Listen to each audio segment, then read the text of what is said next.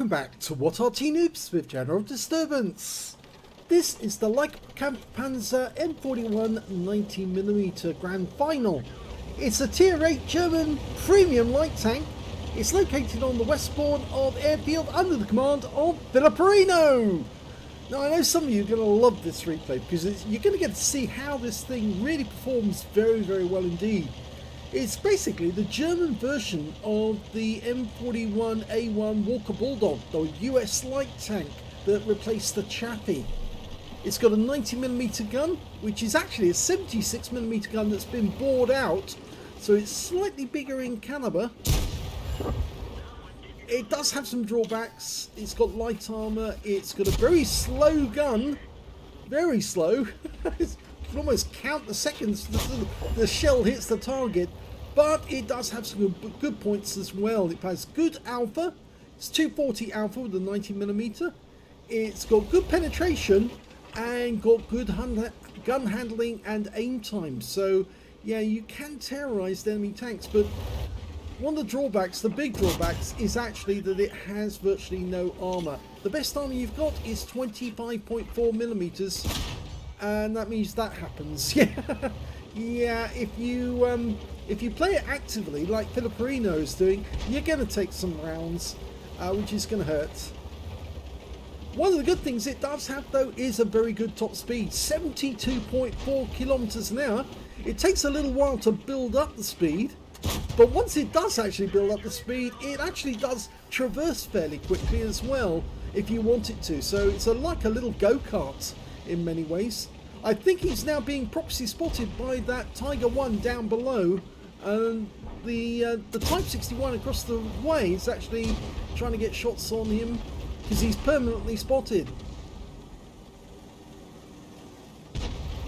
It also has a very good view range, 400 meters. So if you use optics on this thing or binos, you're going to be seeing a long way away. Now that's a difficult to penetrate target because it's the T28 heavy armor, but he puts a round through its roof for 218, which is a low roll. And he makes a tracking shot there, but I think he burned his repair kit. And we can't get any shots now because he's out of the way. And that Type 61 is trying to get a shot. Oh, cheeky one. He fired one over at the Type who was still aiming, and the Type couldn't get around back. Now remember, that's the Tier 9 Japanese medium tank. It's kind of small tank, but with a very good gun, a 90mm gun or a 105mm gun. There, the Type came down, and he got a round into him again. And he's really getting upset, that Type. He keeps firing up here. He doesn't like this. FiliPer1n0's putting rounds into him, and he's getting good rolls and good damage. Yep, and again, he's pumping in the HE. The HE rounds on this tank really do work well because you can see, even though it's 240 out for the standard rounds, with the HE you can do 320 hit points of damage, and you've got 102mm of pens. So this is one of the few tanks that can use HE effectively.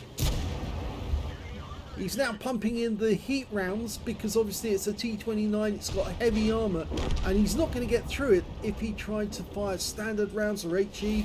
You can only fire HE at the Type because the Type's got very poor armor. Pumps another one into the Cupola, but this time around he takes a round from the Centurion, which is a Tier 9. The 7-1. We did a video on the 7-1 just the other day. It's also a very good tank. Well, so far FiliPer1n0's managed to rack up just shy of 3,000 hit points in a light tank of all things. Normally that would be a score for a heavy tank, let alone a light. But he's operating this pocket as well as he can, and he's just got a shot there on that Panther. Remember, that was the guy who actually pumped around into him near the start of the game. Now you should also be aware, and probably are, that the M41 or Walker Bulldog is the very same tank that donated the chassis that was used for the M44 and the M52 SPGs. So it is quite nimble, but not when it's having to carry a big howitzer around with it as well. Lining up the shot. Yep, got him. Through the cupola. He's so cheeky. He kept aiming and aiming. Oh, now that hurt. But he got the T28, so he's got the kill, even though he lost 339 hit points, and now he's down to about half his health. And he's just taken another round from the Panther, who's trying to get his own back for losing so much health earlier in the game. Later in the game, rather, I should say.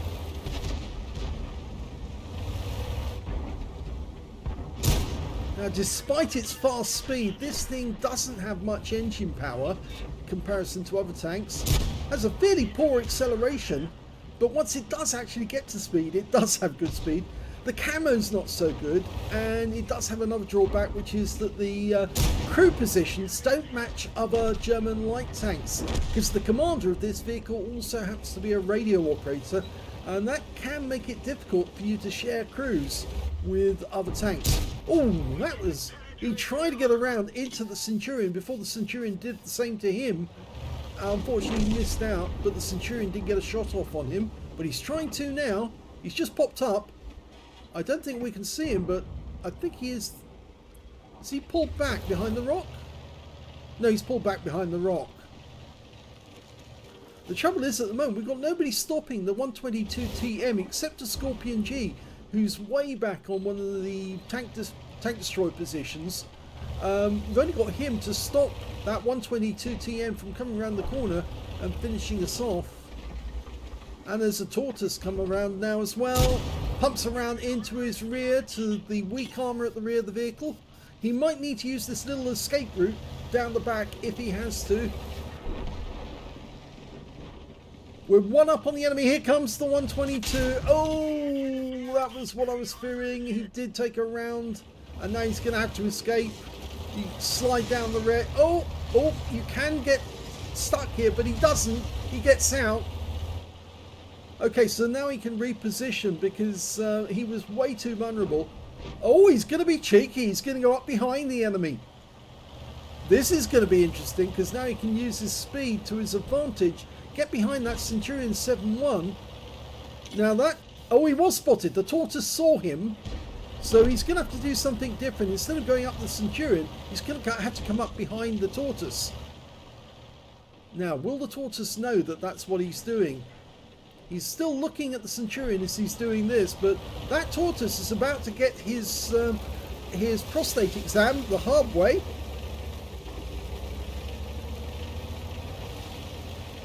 Okay, bend over and cough. No, he's not in sight, but there's the Centurion. He's moved over there, and he's out the game now.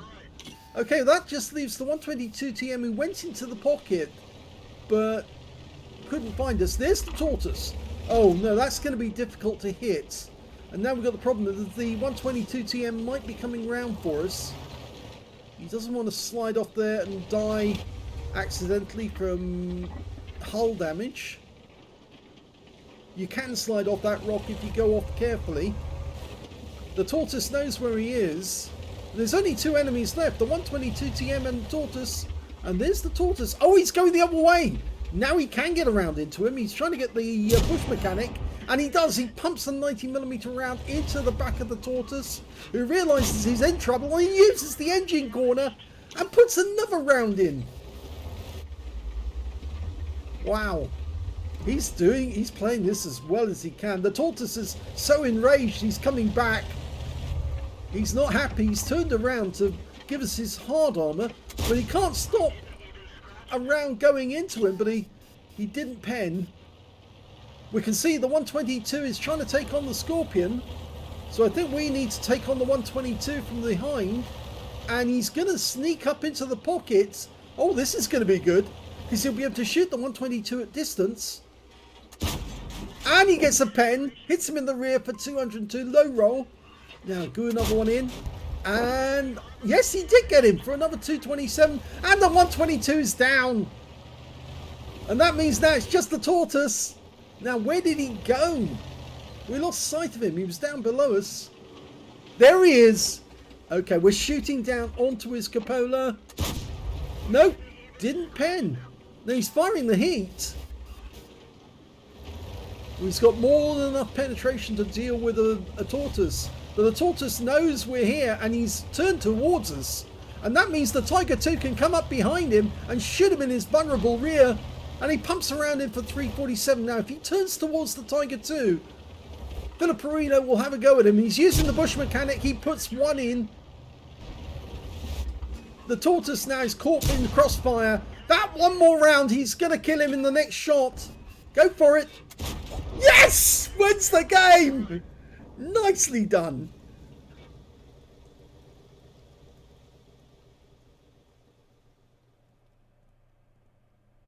That was a brilliant game, showing you how you can use the leKpz M41 90mm Grand Final. Very well played indeed. In fact, he was the leading player in that game by far. Ace tanker game for FiliPer1n0. He managed to get a bruiser medal for getting at least 5 critical hits. In fact, he got 7. A duelist for taking down 2 tanks who damaged him. He also got a fighter badge for getting at least 4 kills. He got 4 exactly. A fire effect for doing more damage than hit points to his own vehicle. He got an All-X medal in that. He was a light tank and he destroyed 2 or more enemy tanks or tank destroyers in a light tank, and they had to be at least 1 tier higher. And of course, remember, he was taking down the Tortoise, and that was 1 tier higher, and the Type 61 was a tier 9 as well. And he took both of those down very nicely. And the Centurion as well, that was a tier 9, and he took that one down. Let's have a look at the, the last thing I forgot to mention, the high caliber. He got the highest damage in the game on that one. A light tank, a vulnerable light tank with virtually no armor, and yet he was taking on tanks which are much more heavily armored and using the right ammunition to take them out as well. Let's have a look at team score. Well, he got the most damage with 6,131 hit points. The nearest player to him was the Centurion 7-1 with 4,382 hit points, followed by the Tortoise with 3,379. The nearest player on his own team was the Leopard Prototype, who got 2,740. But remember, he's tier 8. These guys are tier 9 tanks, and yet he was besting them. When it came to kills, he had shared the top spot because he got 4 kills and the Centurion 7-1 got 4 as well. And the third place was the Tortoise with 3. And when it came to base XP, yes, he's got that one for sure. He's got the top in all 3 columns. 1,774 for FiliPer1n0, 888 went to the IS-2 Armoured, and 871 went to the Leopard Prototype. He fired 37 rounds in that game, got 35 direct hits on the enemy and 26 penetrations.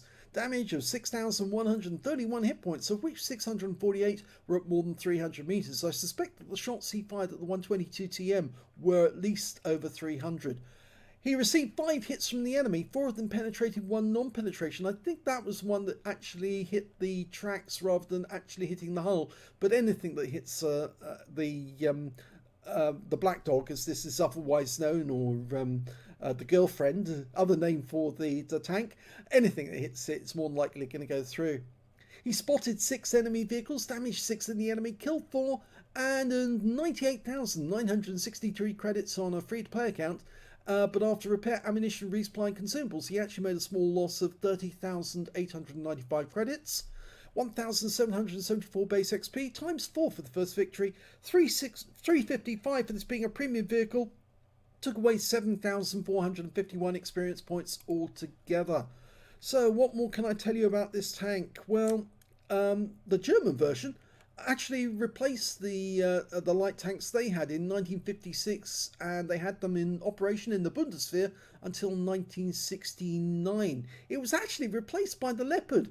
So remember, he was actually hitting an enemy team that had a Leopard in their team, or Leopard Prototype, and it was actually, he was besting other players who had much better tanks than him.